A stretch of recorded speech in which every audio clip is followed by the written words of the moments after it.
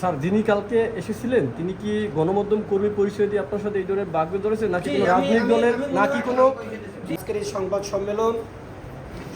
সম্মেলনে উপস্থিত আছেন বাউফল সালে ইন্টারমিডিয়েট পরীক্ষা অংশগ্রহণ করেছে, রেজাল্ট খারাপ করেছে। এরপরে 26 সালও আসেও নাই, ফর্ম ফিল আপও করে নাই, টেস্ট পরীক্ষা দেন। এখন এবছর আসছে, এখন এই 26 সালে আসছে সে ফর্ম পূরণ করতে। বিষয় না, এটা এই কলেজের সুনাম সুপ্রতি আজ আমার দায়িত্বে এসেছে।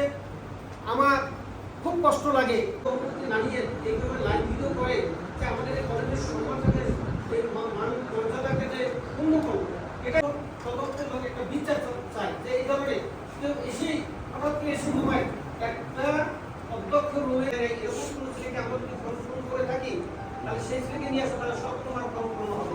আমরা এই ধরনের ফর্ম করিনি। ধন্যবাদ আপনাকে। এই কথাটা গতকাল বসে আমার কাছে বলেছে, আমি বলছি তুমি একটা প্রমাণ দাও, যদি প্রমাণ দিতে পারো তাহলে আমরা তোমার ফর্ম যারা দিবে না, টেস্ট করতে দেয় না, তাদেরকে দিবেন না, কিন্তু ইরেগুলার যারা